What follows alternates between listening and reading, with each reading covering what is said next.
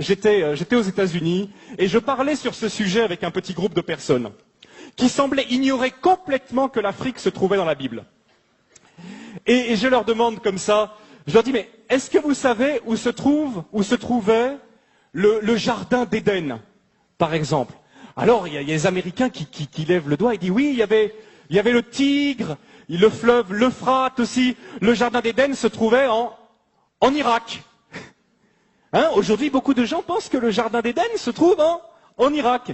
Je me suis retenu d'ailleurs de leur demander quelle impression ça faisait de bombarder le jardin d'Éden. Mais je leur ai dit au lieu de ça, mais vous savez, on oublie toujours quelque chose. Regardez ensemble rapidement, parce que c'est quand même beau. Pour voir que, quand même, on oublie, mais le plan de Dieu pour l'Afrique est très tôt. Regardez dans Genèse chapitre 2 avec moi. Regardez la description du jardin d'Éden. Le jardin d'Éden, il y avait 4 fleuves qui sortaient. Qui étaient ces fleuves et où étaient-ils? Du pays d'Éden, chapitre 2, Genèse, chapitre 2, verset 10. Du pays d'Éden sortait un fleuve qui arrosait le jardin, et de là, il se divisait en 4 bras. Le premier, c'est le Pishon. Il contourne tout le pays de Havila, au sol gorgé d'or et excellente qualité. Le deuxième fleuve s'appelait Gihon. Il parcourt toute l'Éthiopie, ou dans certaines versions, le pays de Couche. Et le troisième fleuve, c'est celui qui coule à l'orient de la Syrie, c'est le Tigre. Et le 4e fleuve, c'est l'Euphrate. Regardez, la Mésopotamie, l'Irak, le pays de Havila, qui est probablement vers la Somalie, et tout le pays de l'Éthiopie. Le jardin d'Éden, ce n'était pas le jardin qui est derrière la cour de la maison. Hein. Le jardin d'Éden, c'est un jardin immense qui couvrait plusieurs pays, dont l'Éthiopie. Quels sont les noms qu'on donne à l'Afrique dans la Bible?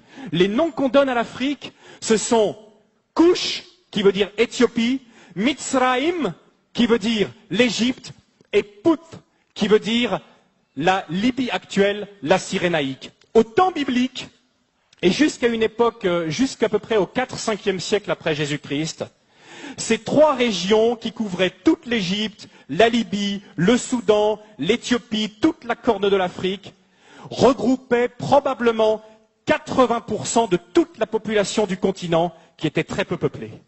Donc toute l'Afrique, presque, se retrouvait à Couche, Mitzraïm ou Put.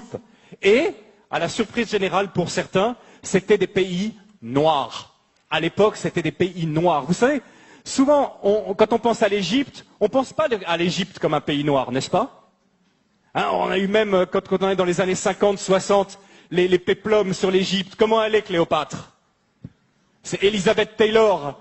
Elle est toute blanche. Mais la réalité, c'est complètement différent.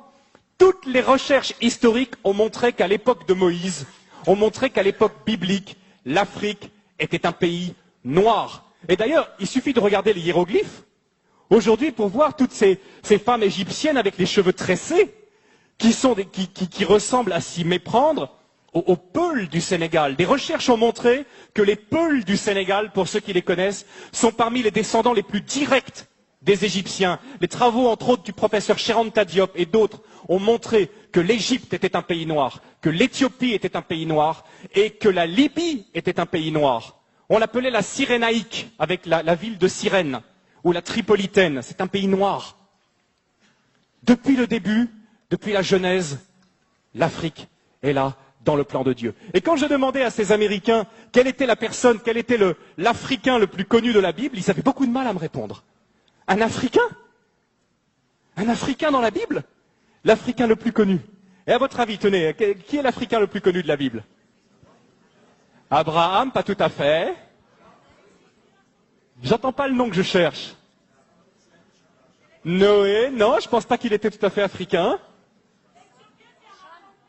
Adam, et si Adam était dans le jardin d'Éden, il était forcément un peu africain. Bon point pour toi, ma sœur.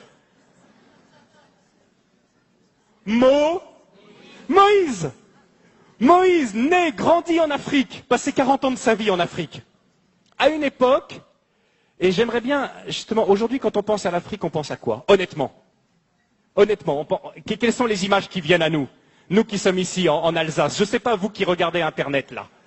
Mais on pense à des guerres, on pense à des catastrophes, on pense à des famines, on pense à des ennuis sociaux. Voilà les premières images qui nous viennent lorsqu'on pense à l'Afrique. À l'époque de Moïse et au temps biblique, l'Afrique, c'était pas du tout ça. D'abord, l'Égypte était la première puissance économique du monde. Est-ce que vous savez que pendant plus de 1000 ans, c'est l'Égypte qui a nourri tout le bassin méditerranéen par son blé? L'Égypte possède un cadeau de Dieu extraordinaire qui s'appelle le Nil, qui est probablement le fleuve le plus extraordinaire du monde, un fleuve qui vient du lac Victoria au Kenya, qui coule dans un delta. Qui donne la possibilité de faire du jardinage de façon extraordinaire. Le Nil, c'est un cadeau de Dieu. Le Nil, c'est ce qui permet à l'Égypte d'avoir toujours été riche. Et quelque chose de très intéressant aussi, ce sont les Égyptiens qui ont inventé le jardinage. Les pastèques que nous mangeons en été, ce sont les Égyptiens qui l'ont cultivé les premiers. À l'époque, l'Égypte était la première puissance économique du monde. Aujourd'hui, l'Afrique est la dernière puissance économique en tant que continent. Mais il n'en a pas toujours été de même. Ce qui se passe aussi, c'est que l'Afrique était la première puissance militaire à l'époque. Si l'armée de Pharaon, l'armée éthiopienne, tenez, quelle est la plus grande armée qui est mentionnée dans l'Ancien Testament? C'est quelle armée? Une armée de combien? C'est une armée d'1 million de personnes qui est l'armée du roi d'Éthiopie. À l'époque, l'Afrique était une puissance militaire qui faisait trembler. À l'époque aussi, l'Afrique, nous dit la Bible, Moïse a été élevé dans toute la sagesse des Égyptiens. L'Afrique dominait le monde également par ses connaissances scientifiques. C'était de l'Afrique que venait toute la connaissance. Les Égyptiens ont été les premiers astronomes, ont été les premiers à jeter les bases de nos sciences modernes. Venait également de l'Afrique. C'était aussi une époque où l'Afrique accueillait les réfugiés. Aujourd'hui, on pense que l'Afrique, c'est le pays qui envoie plutôt des réfugiés. Mais à l'époque, l'Afrique accueillait les réfugiés. Est-ce que lorsque vous lisez la Genèse, lorsque vous lisez même à peu près tout l'Ancien Testament, vous voyez que toujours le peuple de Dieu a été tenté et l'a fait à certains moments d'aller se réfugier en Égypte, en Afrique. C'est là qu'ils trouvaient le repos. Et le Seigneur a dû leur apprendre difficilement au travers de toute l'Exode à ne plus compter sur cette grande puissance mondiale. Et si Dieu a humilié l'Égypte, il n'a pas humilié un pays faible, mais il a humilié un pays qui était la première puissance mondiale. Comme aujourd'hui, si Dieu choisissait d'humilier une nation puissante, il choisirait probablement d'humilier ou les États-Unis ou l'Europe, qui nous glorifions de notre technologie, de notre puissance, de notre force militaire. Donc Dieu a dû apprendre à son peuple à ne pas compter, à ne pas dépendre de la puissance des hommes, mais à compter seulement sur sa puissance.